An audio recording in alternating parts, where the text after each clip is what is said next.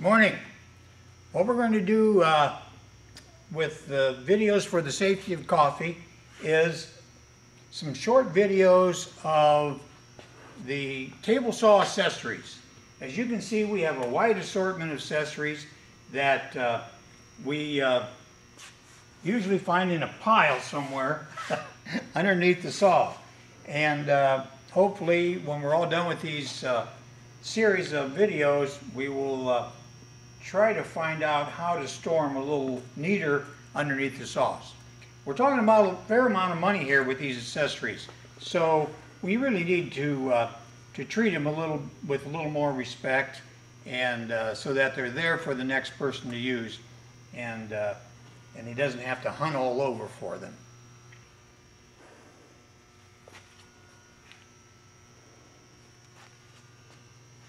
The first victim is going to be the Incra gauge.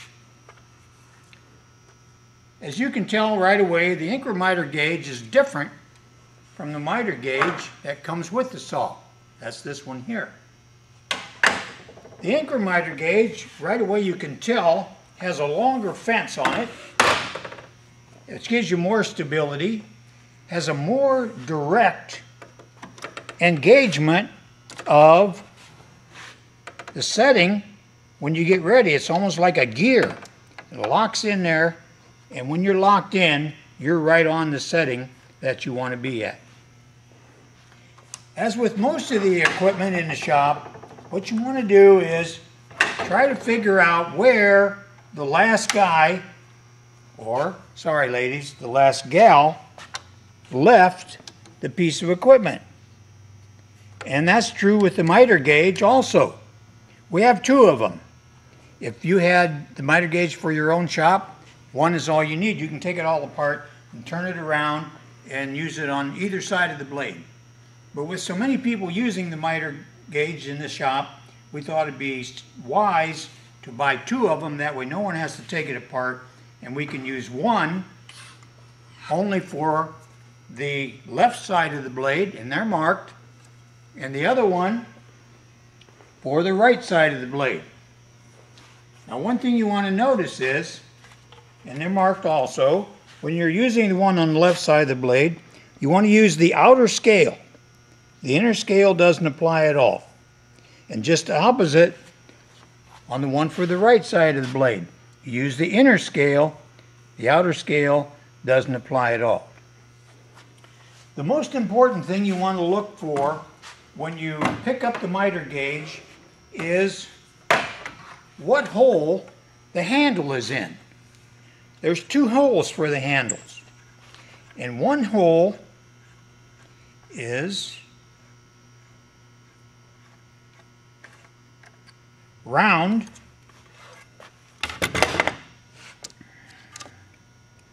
the other hole is slotted. If the last person left it in the slotted hole, what that does is, as you jog it to one side or the other, you either add or subtract a half a degree to these settings. So in other words, if you have it set to the minus, you're going to subtract a half a degree. So if you're on 5, you're really on 4.5. Or if you're on going the other way where you're adding, if you're on 5, you're really at 5.5. So always check to make sure that the handle is in the round hole, because when you're in the round hole, you're reading the scales just as they are.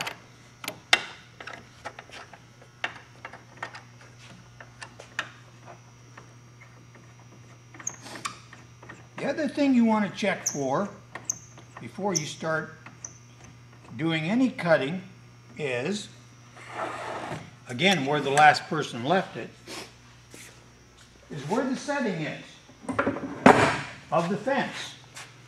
In other words, let me pop out this, you have to remove the splitter when you're using the Incras, and we'll raise up the guards out of the way.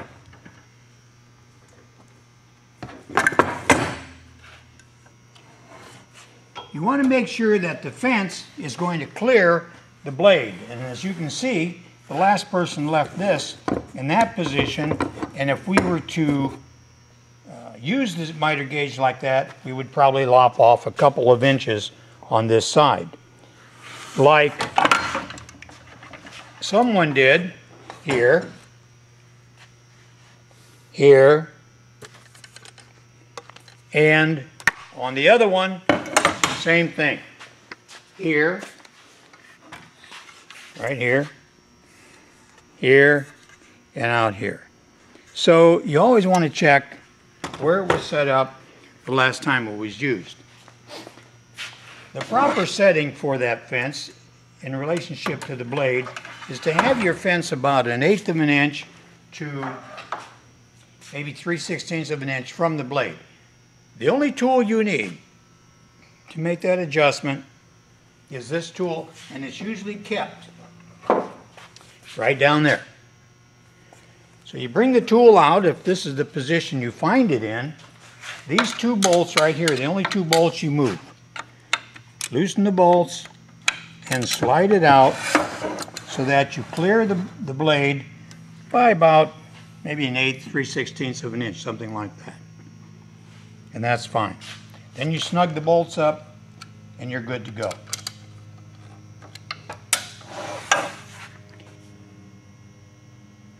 When you use the Incra, you're going to find that you have a lot more stability against the back of the fence here as you go through the saw.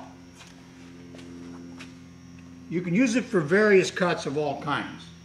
And if you're cutting off small pieces,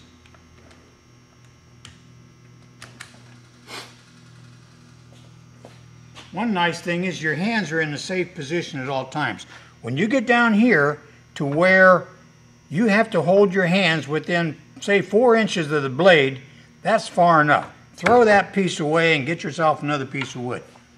Don't try to scrounge the very last few inches out of your piece of wood, because then you're going to tend to get your hands too close to the blade. So as you use the miter gauge, your hands are always in a safe position and you push it clear through. Now one thing you notice, oh hey George, where are you? Oh, there you are, I see you, George. Notice, George, safety glasses, no sleeves. I know you'd be watching me for that. What happens is that piece lays right there by the blade. Now sure, as you push your next one through, it's probably going to push that out of the way. But in the meantime, if this blade skews into the blade just the slightest amount, that blade can kick that piece back at you or at someone else. So here's what I don't see used in here very much with the Incra miter gauges, but I would advise you to start using it. And that is the sacrificial fence that goes with the Incra miter gauges. The sacrificial fence will fit on here just about like that, and it gets clamped on with the stop. The stop has two extrusions in it, one here and one there. If you move the stop from the front extrusion to the back extrusion, it will allow the stop to go over top of the auxiliary fence, and it will engage in these little gears here. See, we have a set of gears here and then a set of gears here, and they engage in each other, and as you move it along to different settings, so I think it's about 1/64 of an inch for each notch. But to use it to hold your auxiliary fence, you slip it over like that, tighten up these two knobs, and then you're good to go. So you're going to say, well, what is that going to do for me? Well, I'm going to show you.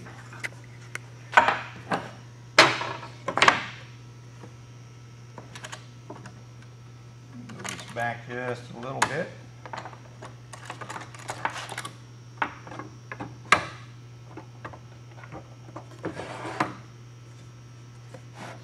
Okay. Okay, we're good to go. So you see the auxiliary fence is on there. So you're going to say, well, I'm going to cut right through the auxiliary fence. Yes, that's right. That's what we want you to do. We want you to cut through it.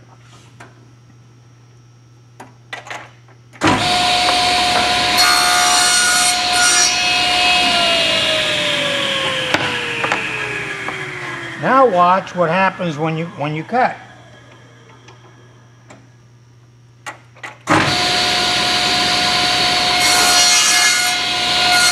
See where your piece is?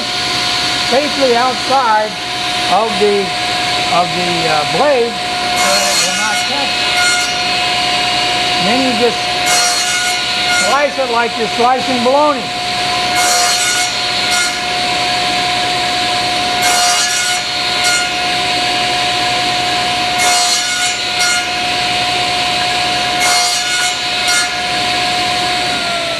Now you see we have all different sizes. But if you want it all the same size, what you can do is put the stop on here. Like this.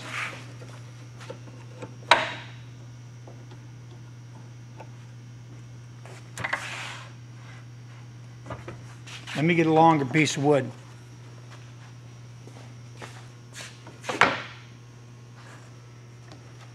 You can go up to the stop for your measure, okay?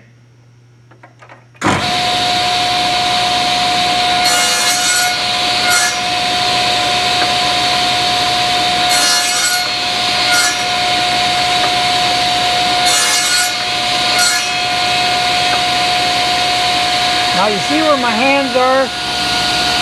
I would throw this piece away because it's going to get my hands too close to the blade. You're only talking about 6 inches of wood, and if you're working that close with your wallet, then that's too close. Get yourself another piece of wood. Don't ever take a chance in trying to scrounge the very last piece out of the strip of wood. Always account for at least 6 inches of extra for your hands, no matter where you're working. If you're working here, if you're working on the chop saws, add 6 inches. Measure what you need plus 6 inches for your hand. I know what you're going to say to yourself. Why should we bother with this thing here? Why don't I just put a clamp on it? Don't do it. A clamp is no good. Once you put a clamp on these gears and smash them down, the miter gauge is basically useless. You'll have no place to engage to stop it from that point on.